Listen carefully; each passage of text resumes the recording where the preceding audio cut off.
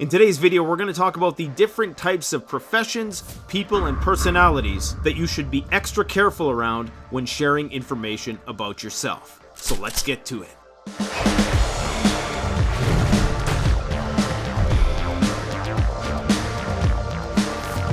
Today's video is sponsored by hamradioprep.com.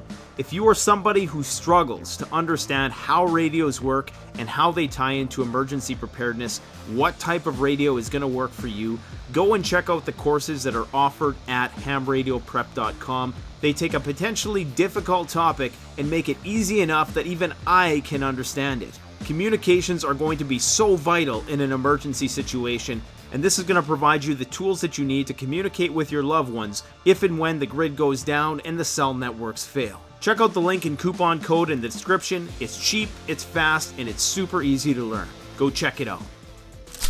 Preppers have a tendency to be paranoid, so I'm told.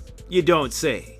The problem is that preppers think that people actually care about their preps, and for this reason they go to great lengths to hide the fact that they are preppers. After all, there is a social stigma, albeit reduced over the past 15 months. People who are preparing for impending disaster worry that after a crisis they will be a target because of all the stuff they have hoarded. Like most people, they tend to project their own interests onto other people and thus think that the average person actually covets their preps. Here's a reality check. 99% of people could care less about your paltry 6-month food supply. Especially the government, who's going to have much bigger fish to fry if it ever comes down to that wire. And among the 1% that might actually care, most of them, if they're like me, probably have a terrible memory, and because they are only 1%, the likelihood of you actually crossing paths with these people is slim to none. So for example, don't fret if the grocery store clerk looks at you a little funny when you're loading up on freeze-dried food and MREs. It's not the average person's priority to prep now, so it's definitely not going to be their priority to monitor people who are prepping. As for modern day thieves, they care about the same things that thieves have always cared about: money and what they can buy with that money. They care about cash, electronics, jewelry, maybe firearms, but only things that they can actually sell or use to do more crimes. Anyone forward-thinking enough to care about your preps is probably also a prepper. It really almost takes a prepper to spot a prepper. I'm really getting tired of saying the word prepper. The moral of the story is, you should be more concerned about other survivalists, as they will be the only ones who even notice and have a hope in hell of remembering that you are in fact a survival-minded individual. Now, if you're mad because I'm not feeding into the fear that the golden horde is going to be beating down your door after it hits the fan because they hacked some Amazon drone who provided them with your entire purchase history of toilet paper tablets, then I'm sorry. But don't worry, because there are legitimate threats, and we're going to get to that in just a minute. But the likelihood of you being targeted because some of your provisions or your preparedness activity was gleaned by a stranger is extremely low. I can barely remember what I had for breakfast yesterday, much less remember one of the clients' houses I visited 2 years ago who may have had an abnormally large pantry. Now that said, there are certain people who I tend to scrutinize a bit more when I let them into my home or business. Now let's talk about some specific people you should watch out for, and before we dive into this, just remember 99% of people in these professions are going to be just as trustworthy as the next person. But the fact that you have to let these people into your homes, and with the understanding that in dire circumstances, people are going to do whatever it takes to survive, even if it means doing things that are against their ethics, these are just certain things to be mindful of. The first thing is repairmen. Now, most tradespeople who work for companies are vetted and bonded, and they should be certified journey people. But this is not always going to be the case. If you have to bring people into your home, make sure you do a little bit of research before doing so. Go and check out the reviews, check out their website, try to ascertain that they do in fact have a healthy reputation. But be mindful of the fact that even if the company has a good reputation, we are talking about SHTF here, and people can change under those circumstances. Unless you plan on always doing your home repair and maintenance, you're gonna have to let these people into your home at some point. And if you let any of them into your home, make sure you do the following. Keep the conversation focused on them. Don't be providing them any extra details about yourself that you don't need to. This doesn't mean you can't be friendly or personable. It's fine to make small talk, but keep it at that. If you even get a mildly off-putting intuition about somebody, don't create any inroads in the conversation, which may take you down a path where you feel obligated to provide information. But even if you do, you should never feel obligated to provide information to anybody. But there are occasions when saying nothing is actually saying more than something. This is why it's a good idea to deflect and keep that conversation about them. The next point is try to be gray man. If you know that movers are coming over to bring you a new couch or a new appliance, it's probably not a good idea to be vacuum sealing food in Mylar bags that day. Now, if you are getting a strange vibe from somebody, maybe they got a lot of tattoos, maybe they look like they might have addictions problems, so they're just asking you way too many questions. This is when it's okay to drop hints about how vigilant you are. You can make references to your guard dog, whether you have one or not. You can make references to your security system or how good of a relationship you have with your neighbors. There are many ways to communicate without directly communicating that you are somebody that shouldn't be messed with. Now, up next is a profession that all of us have probably been saved by at one point or another, but one that you should be greatly cautious of. And I'm talking about locksmiths.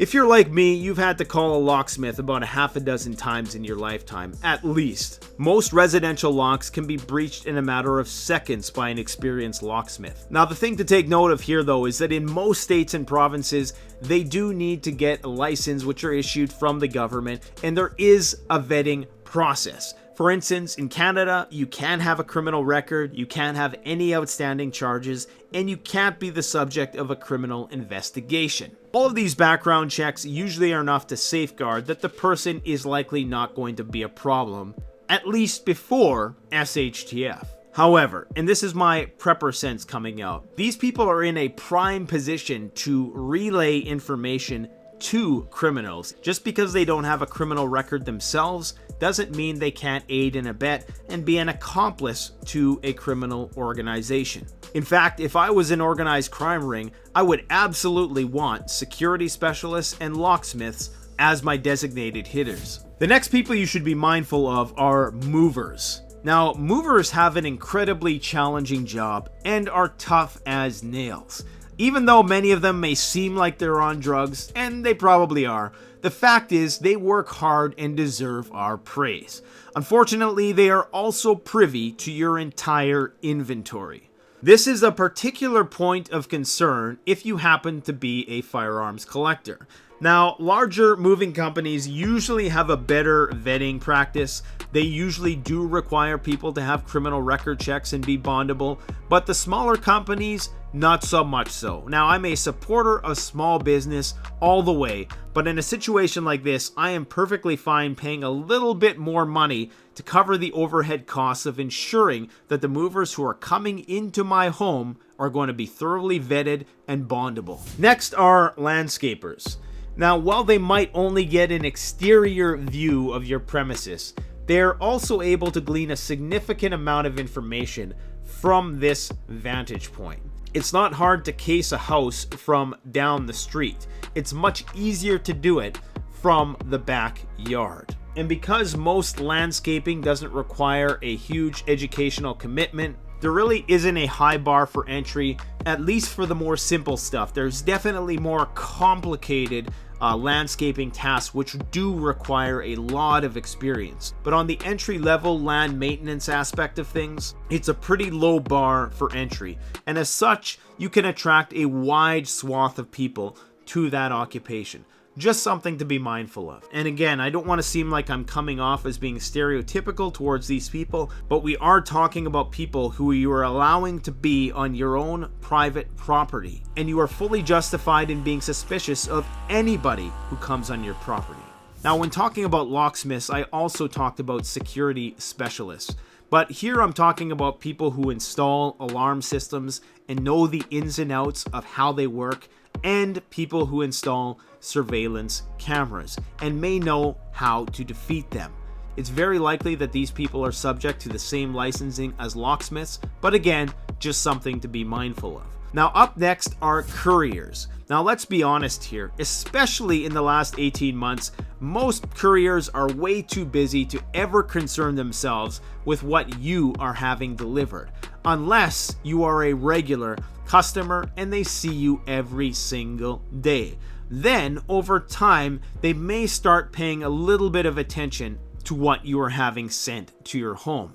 Most couriers are good people who are just trying to make a living, and it's an incredibly stressful job, and I myself rely on couriers for my business to work, so this is not throwing shade at couriers at all. But if they do start asking questions, put them on notice that you notice. Another thing to be mindful of, and this is a commonly understood threat, is that if you are going to sell things online and you're going to provide your personal information to people and meet people at your home to buy stuff, try to do it in a way which avoids having that person actually enter your home, or if at all possible, make a rendezvous point elsewhere in a public place. Next are contractors, especially industrial contractors. If you have a business, they have a good comprehension of how structures are built, and they're going to be able to identify the weak points much better from the exterior of a structure. So they actually may have an advantage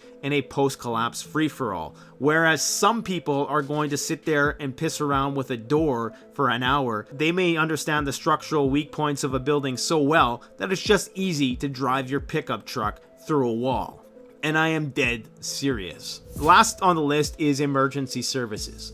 Now, police, EMS, and perhaps less so the fire department, just like city workers, they're going to have a deeper underlying comprehension of the temperament of the city and the underlying hazards in each area. And they're just going to have a greater awareness of the city streets. Just like various city inspectors who may come and check your power meters, permanent access, they might not have access to inside your home, but they do spend all day driving around the city, and they likely know the place just a little bit better than you. Their role is also potentially going to afford them some privileges in the immediate stages of collapse, albeit it's also going to pose some significant challenges for them if things are getting out of control and they are tasked with keeping law and order and trying to keep everybody safe. So again, no disrespect to our emergency services people. We do rely on you for the job that you're doing, at least the ones who do it really well with pride, integrity, and honor. But these are just some people who you should be cautious of telling your life story to. Let me know in the comment section below if there are any other professions I may have missed who you think might be high risk or be in advantageous positions to identify, log, and perhaps pose a threat to preppers in a post-grid down without rule of law set of circumstances.